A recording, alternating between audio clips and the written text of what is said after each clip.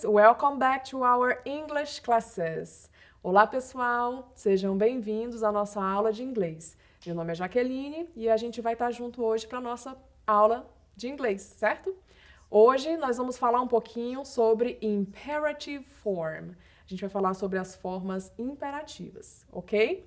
Mas antes de nós falarmos um pouco sobre o imperativo, eu gostaria de revisar com vocês o conteúdo da aula anterior. Para isso, eu trouxe para vocês hoje um diálogo para a gente ver junto, nós vamos analisar e tentar compreender, certo? Então, observem aí na tela de vocês o diálogo que foi preparado. Então, nós temos aí Dialogue 1.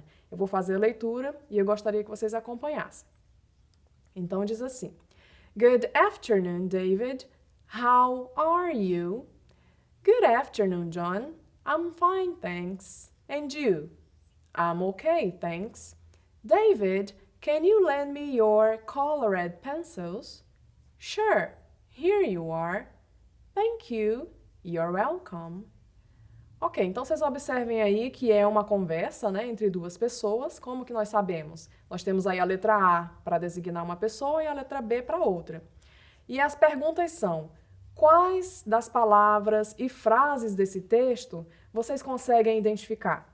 Então, quando a gente vai fazer uma análise de um texto em inglês ou em qualquer outro idioma, o que vocês precisam fazer? Primeiro, vocês vão fazer aquela leitura breve, tentar identificar palavras que vocês conheçam, que vocês lembram, para que forme assim na sua cabeça uma ideia do que o texto está querendo dizer, certo?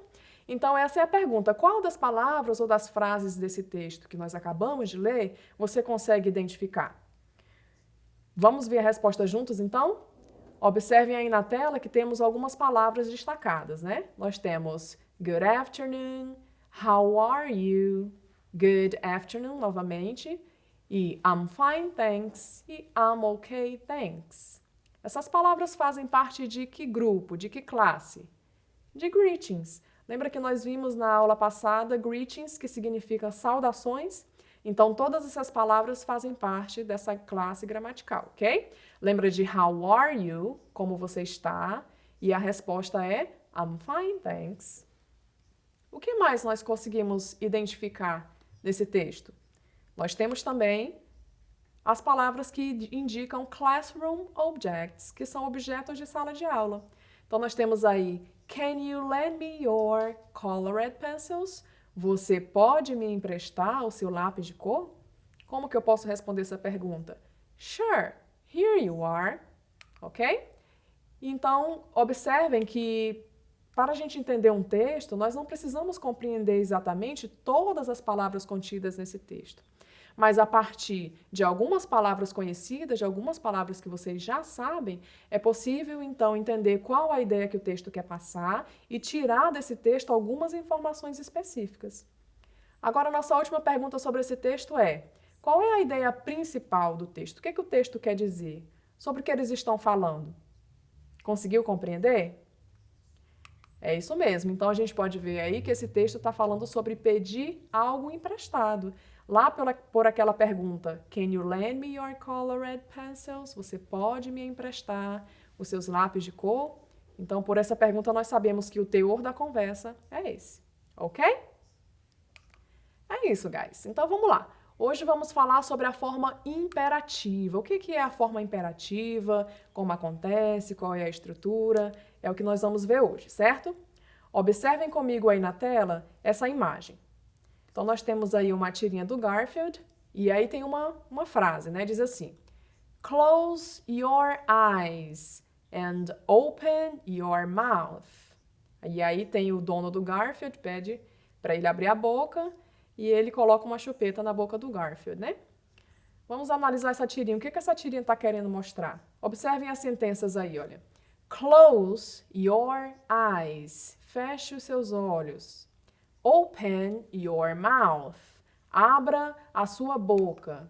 O que será que essas frases expressam? Você conseguiu entender quando eu digo assim, feche seus olhos, abra a sua boca?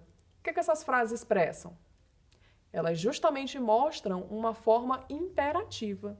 E hoje nós vamos entender o que é esse imperativo. Então, observem aí o conceito da forma imperativa. O imperativo é um tempo verbal em inglês usado para expressar uma ordem, um pedido, orientações, instruções ou comandos. Então, vocês vão usar a forma imperativa para expressar todos esses sentidos, certo? Mas como assim, professora? Como é que eu posso fazer isso? É isso que nós vamos avaliar. Então, começando aí, ó, nós temos uma das regras, ou seja, que fazem parte da estrutura da forma imperativa. Na forma imperativa, nós não usamos o to. A gente vai usar o verbo na forma infinitiva. O que é um verbo na forma infinitiva? Comer, amar, beber, são verbos na forma base, certo? Em inglês, esses verbos na forma base vêm sempre acompanhado do to. Porém, no imperativo, vocês não vão usar o to. Então, vocês podem observar na tela aí. Nós tínhamos o to open, que é o verbo na forma infinitiva, e ele vai virar open. E aí ele vai ficar na nossa forma imperativa, ok? Aí a gente tem um exemplo dessa forma imperativa sem o to, que é justamente o exemplo da tirinha que acabamos de ver. Então, para expressar ordem ou pedido, nós temos o exemplo aí. Close your eyes. Feche os seus olhos. É uma ordem ou pode ser um pedido dependendo da entonação, né? Open your mouth. Ou abra a sua boca. Vocês observaram aí que tanto o verbo close quanto o verbo open não estão acompanhados do to? Por isso é uma forma imperativa, ok? Próximo, vamos ver também como que a gente pode usar a forma imperativa para dar orientação. Então, nós temos duas frases que indicam orientação. A primeira, turn right. Turn right significa vire à direita. É uma orientação, né? Quando você vai dirigir, está no trânsito, ou enfim, vire à direita é uma orientação. Outra orientação, wear a face mask. Use uma máscara. Agora, na época de Covid, é uma orientação muito importante. Então, também usamos a forma imperativa quando queremos dar esse tipo de orientação. Onde mais podemos usar a forma imperativa? Também para dar instrução. Quando você vai fazer uma receita, seguir uma receita, você precisa usar verbos de instrução. E esses verbos também vêm na forma imperativa. Observem aí na tela comigo que nós temos dois exemplos de frases usando verbos na forma imperativa. Então, nós temos mix all the ingredients. Misture todos os ingredientes. Esse mix, que é misture, também não veio acompanhado do to. E a próxima, put the mixture in the oven. Coloque a mistura no forno. Então, observem aí que eu estou dando instruções. É claro que eu usei um exemplo de receita, mas qualquer outra instrução vocês vão usar a mesma base. E nós também podemos usar a forma imperativa para dar comandos. E os comandos são inúmeros, né?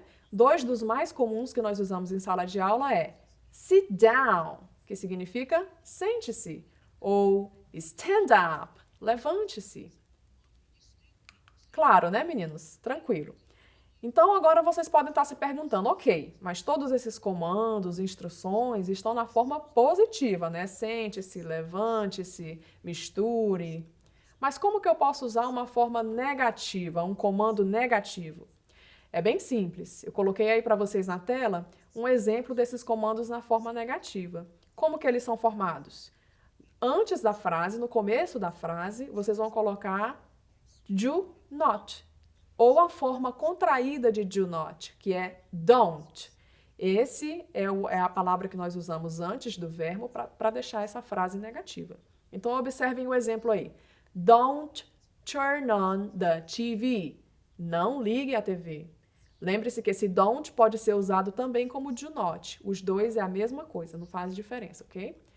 Abaixo nós temos um outro exemplo. Do not smoke here. Não fume aqui.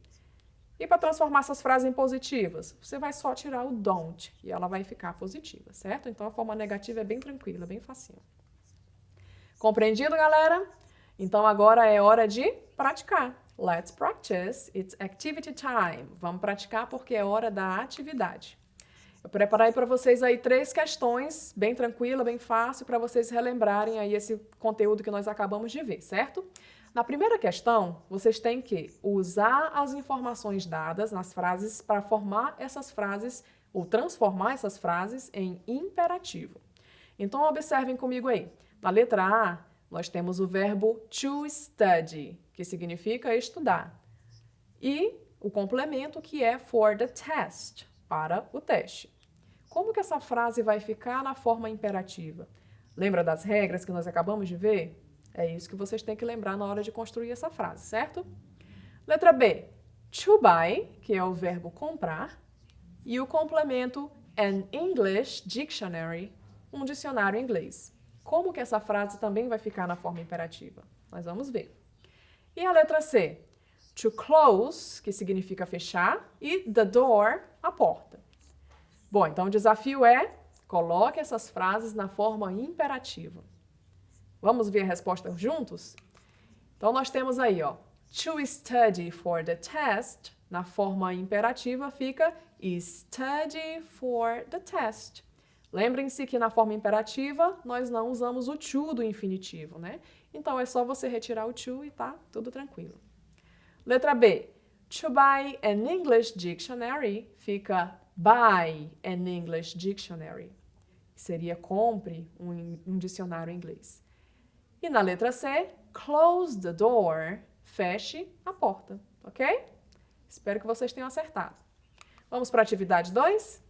Agora aquelas frases que nós acabamos de transformar em frases positivas, né, transformar em frases imperativas, agora vocês vão transformá-las em negativas. Então nós temos as três mesmas frases aí, ó. Study for the test, buy an English dictionary and close the door. Como ficam essas frases na forma negativa? Lembra que tem só uma palavrinha que você tem que colocar na frente da frase? É ela mesma. Vamos lá ver a resposta juntos? Então, na letra A, nós tínhamos study for the test, é um imperativo positivo, estude para o teste. E na forma negativa, don't study for the test. Não estude para o teste. Brincadeira, hein, pessoal? É para estudar. Letra B, buy an English dictionary. Don't buy an English dictionary. E na letra C, close the door. Don't close the door. É fácil, né, pessoal? É tranquilo. Então, na forma negativa, é apenas colocar o do na frente e tá tudo certo. Na terceira questão, na verdade, é um desafio para vocês, é uma pesquisa. Que outros tipos de comando nós usamos em sala de aula? Como esses comandos são ditos em inglês? Então, no nosso dia a dia, na sala de aula, existem aí inúmeros comandos que nós usamos, tanto com relação ao professor-aluno, quanto aluno-professor. Então, como que são esses comandos em inglês? Faça uma pesquisa, anote no seu caderno, não esqueça de retomar essa aula, pronunciar também as palavras e frases, porque treinar a pronúncia, treinar a oralidade também é importante na hora de aprender um outro idioma, ok? Espero que vocês tenham gostado da aula, pessoal. Bye, bye. See you next class.